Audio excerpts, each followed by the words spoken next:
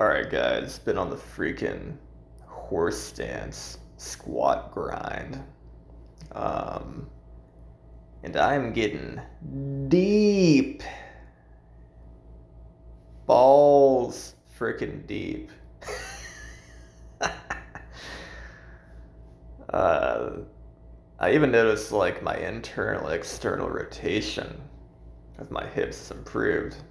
So when I have my feet together to kind of take my steps out, my stance is like automatically wider because I'm able to rotate from the hips more and turn my feet out more.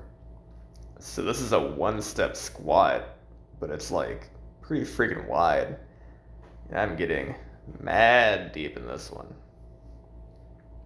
Pretty happy with that progress. Look at that. You know, I'm practically teabagging my dog. Of course, the dog's, a few feet behind me, so I'm not really doing that, but pretty funny perspective there. Here's the two-step squats. Again, with these, going real slow on the way down, focusing on finding the path of the least resistance, while of course maintaining good posture by putting my neck, pushing my neck into my hands to my neck, really lights up the cervical and thoracic spine, which goes all the way down the spine and gets all those little spinal erectors and even the front of the core engaged. Also stretches my tight freaking triceps and lats a little bit, which is nice after being sore from climbing outside. And once again, deep enough to move on. Here's the three-step. Of course, after each finishing step, I turn my feet so they're pointing a little bit forward. I'm pausing at the bottom for about 3 seconds and about 5 or so seconds on the fifth rep.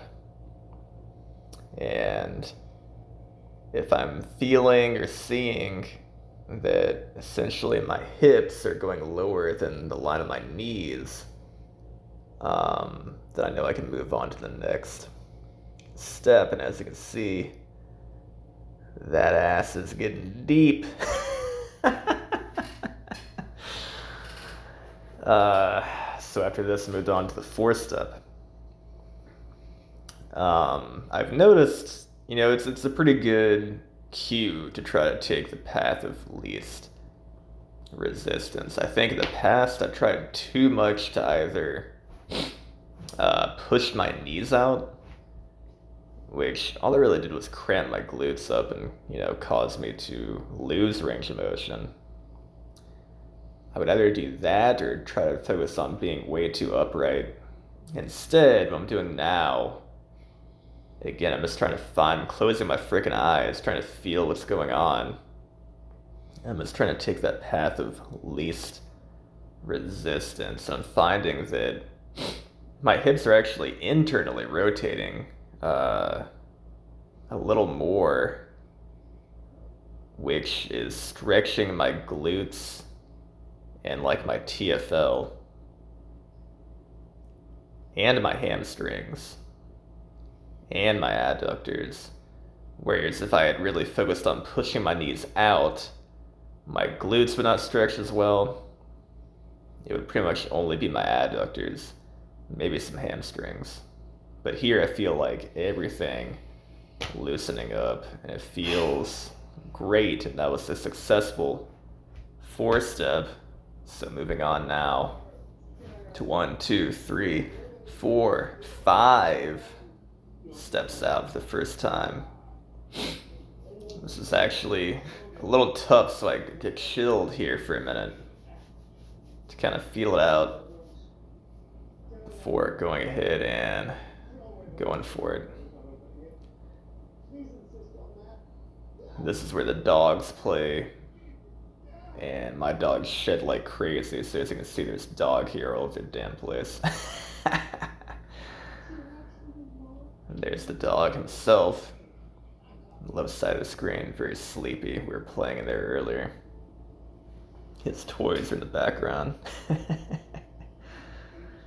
I did pretty well in this one. I didn't get quite as low as I'd like to be. Again, I want pretty much my butt below the line of my knees.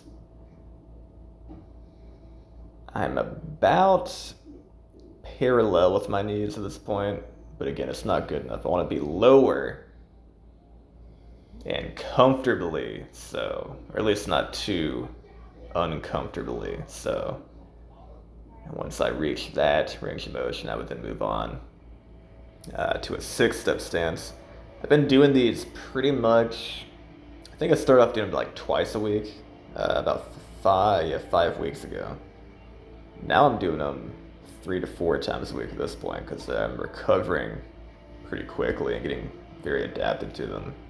Now eventually I'll add a weight vest or something to progressively overload this, but for right now I'm just focusing on progressing by simply going wider and wider. Okay, and getting deeper and deeper. Whenever I don't know, get to like the point where I don't feel like I'm making progress, then I'll add a little weight. Of course, the weight will just assist me in getting deeper. You know, it's just like adding a little more to the assistance of gravity pushing me down. And of course, with more weight comes more strength, more muscle hypertrophy.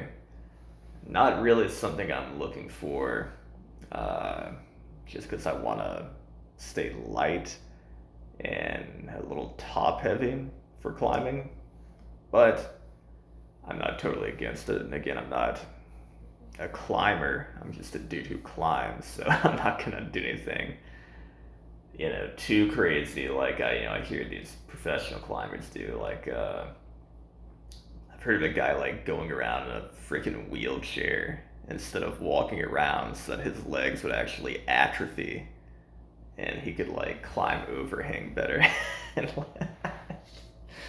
shit like that, man. That's next level. I'm not there, nor will I ever get there. In fact, I'm very against that. I need to have legs just because I'm a fucking person, who needs to walk around and shit. And I like the feeling of being strong and agile in my lower body.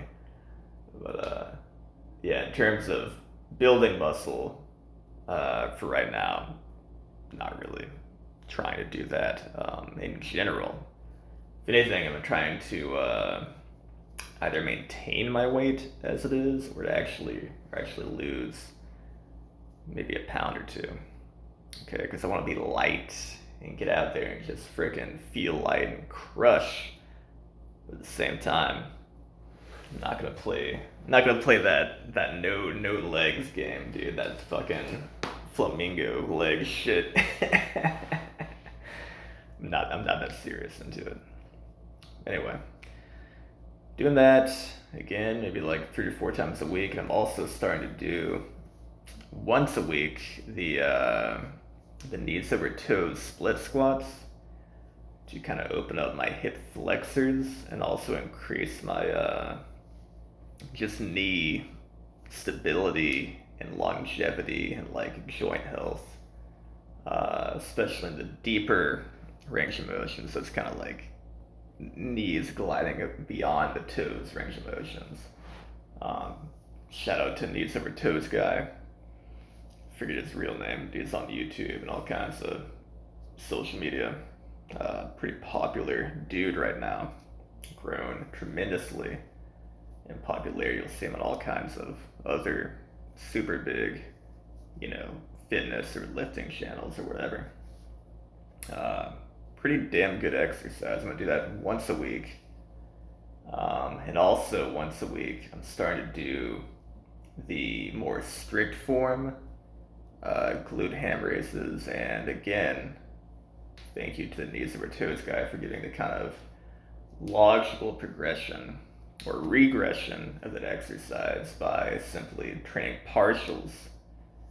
And you may think, well, what the hell's the point of partials? Like, how are you gonna make any gains? Well, in terms of strength, we know through many studies that if you train a specific range of motion, let's say about 10 degrees or something I'm doing right now, in terms of like leg flexion, well, I'm going to get stronger about 15 degrees outside of that range of motion, uh, because that's apparently just how the nervous system works.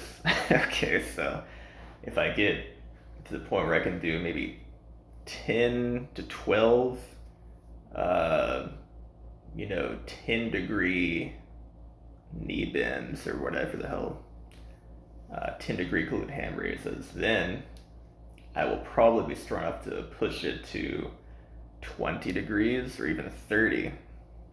Okay, then eventually just keep progressing that way until I'm doing like full range of motion. Uh, for my estimates, since I am only doing that once a week, uh, maybe it'll take, I don't know, a year, maybe a little more than a year, 50 weeks, something like that, to get there, to get to the full range. But I'm not in a rush. Um, I might even get to the point where it becomes super easy and start doing it like twice a week or something. But when it comes to these more difficult, strenuous, especially strenuous on the joint, on the ligaments, stuff like that, these kind of leg exercises, I feel like once a week is probably plenty. And pretty sure that's what Nizar Toad's guy said was his frequency, and he's stuck with that for like many years. So seems to work for him. Don't know why it wouldn't work for me. Um, my other kind of lower body training is the sled stuff that I've shown on like my live videos, doing the sled drags, but kind of focusing on using the lower body a lot more than the upper body. Okay, and that's helping like everything. My toes, my feet, ankles feel stronger, and I just feel a little more well connected to my body, especially unilaterally or contralaterally. I feel like I can really dial in and feel like my core strength, like fingers to toes, especially again like that contralateral freaking left side to right side connection. So that's been pretty freaking good too. So, in that one also, it's concentric only. There's no eccentric phase. My muscles aren't really stretching under load, so I can progressively overload that with weight, and I won't really make a lot of muscle hypertrophy gains. Okay? So it seems to be, and again, this is just a whole bunch of studies show this, that the more time you spend in that eccentric phase and loading your muscles through range of motion, as they stretch, the more muscle damage you do, and the more your body has to repair and super compensate so that next time it's going to be ready for that damage. Okay, so it seems like it's the best thing to do for muscle hypertrophy, which is why I'm avoiding it. Because again, I don't want big legs, but I do want powerful legs and flexible, mobile hips and legs and stuff. So that's kind of like my strategy right now, to keep my legs in good shape and kind of progress my lower body training without bulking much. And of course, obviously I'd have to eat a lot too. I don't want to sell this pseudoscience of like, oh well, if you, I don't know, do like slow squats with a pause with like a barbell, you're gonna get massive fucking legs. It's not that easy. Obviously, you have to eat a lot too, and also probably have like good genetics. But this is kind of my theory, I guess. Just overload the shit out of the concentric only exercises via the sled to get powerful, but then like stay lean. I don't know, stay a little thin in in those areas. Other than that, man, uh, trying to climb. I was doing like 4 times a week, but I think I'm gonna push it down to three because I seem to be recovering better that way. Uh, and also, when I try real hard, man, I start getting elbow pains. My skin gets wrecked. I almost have to take a little more time off uh, because I just when I'm out there, when I try, I was like I drove. If I drove like 50 minutes or whatever to get to a crag, like I'm not gonna fuck around. I want to like really attack, attack the rocks. So I might wear myself out. I have to take like 2 days off from any kind of upper body stuff or even core stuff. I'm just like wrecked. But because I've lowered my climbing frequency to like 3 times a week or so, uh, I'm going to add back in like a little bit of strength training, which I've also shown on my shorts. And just getting back into using the indoor like rig I have, the pull-up bar on the door frame with the straps and like the little fucking pentagon things with the hand slots, hang boards. So I've been doing supine rows and just straight up pull-ups on those for just a little bit of pulling strength and like finger strength. Because I do want to kind of maintain the strength I gained during my last training cycle, which was a strength and kind of power focus. Um, and I feel like I would probably maintain it by climbing outside, but I'm not satisfied with that. I want to actually see if I can slowly progress it while continuing to climb outside hard. So that is what I'll be doing. And then also for antagonist training, probably just once a week, maybe once I get used to it, twice a week. I'll just be doing some rings push-ups and rings dips, which I've also shown a little bit on my shorts. Um, and I don't like to use weight anymore for my calisthenics because I've been really getting into the micro workouts and just kind of whenever I have spare time, I work at home. So whenever I have a spare 2 minutes, I'll just go do like a set of near max push-ups or whatever the fuck exercise I want to do that day. um, and it's something I don't have to really warm up for. I can get like right into it because it's all body weight. But when I add a weight vest to myself or start lifting weights and I'm gonna warm up, it takes fucking ever.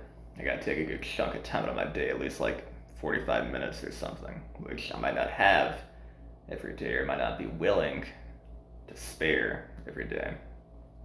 Um, so again, I've kind of gone back to this micro workout thing, and it just suits my lifestyle, it seems, most of the time.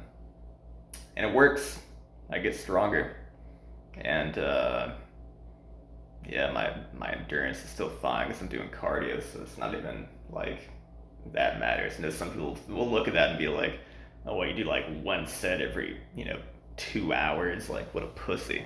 I rest 30 seconds and do 10 sets of fucking whatever on bench press. It's like, okay, but that's not what I'm into. I'm still progressing, and I'm not getting tired, which is great. So if I'm doing like this kind of strength or endurance or hypertrophy work for as a supplement to my climbing, which is the focus, then I'd rather not wear myself out. So this kind of micro workout stuff is good for that too. Like I don't get tired because I am taking, whatever like arbitrary amount of huge rest, just between work assignments or whatever the crap I'm doing during the day. Um, And for strength especially, it really doesn't matter how long you rest. I mean, there's freaking, professional powerlifters take like 20 minutes between sets. So it's not like totally, totally out of the norm or like unscientific or something to train this way. Um, anyway, just some thoughts there. That's pretty much it, though. That's pretty much my training as of now. Um, it might change, but it's been going well for the past month or so. I'm just gonna keep doing it until the wheels fall off, I guess. I feel like I'm, get either getting close to an injury from overtraining, or I might even see that I'm undertraining. I might want to increase frequency or maybe get back into some weights, sacrifice some time and start adding weights to exercises. I don't know, but right now, I don't think it fucking matters because I'm doing good and I'm close on that damn tree problem V7, named because there used to be a tree there. Now there's not. But God, I'm so close on that one. For some reason, the top out eludes me, and literally I did the whole thing other than the one move on the top out, which is like gonna have to do a dynamic move and grab onto like a sloper with my left hand. And I am grabbing it, but as soon as I grab it, I'm starting to slip, and I just can't seem to pull.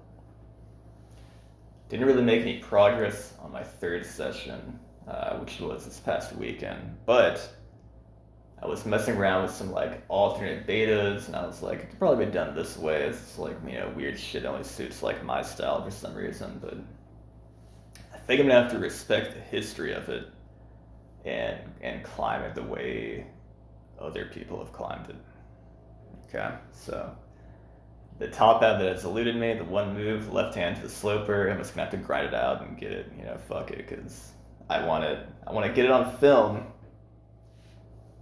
and be like, okay, I've done it the way that people have done it for, whatever, 20 years or whatever it is. I'm not really sure how long the history of that problem is, something like that.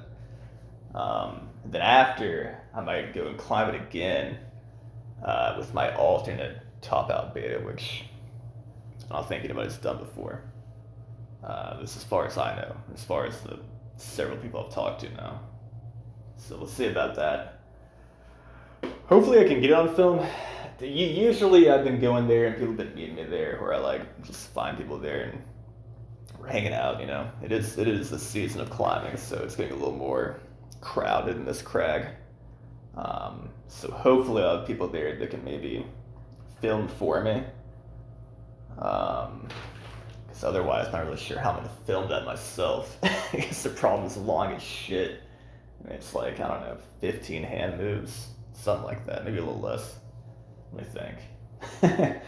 1, 2, 3, 4, 5, 6, 7, 8, 9, 10, 11, 12, like 14 hand moves.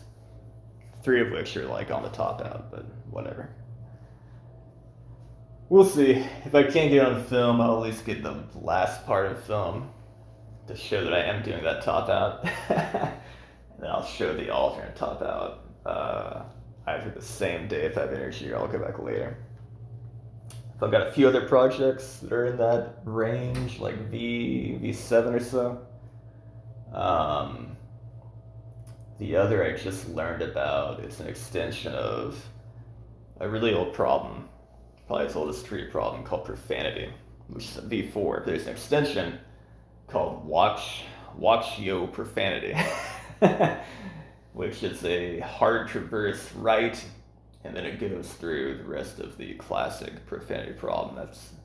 Somebody said it was a V9, but I'm looking at it like, this can't be a fucking V9 because I'm like this close to doing it.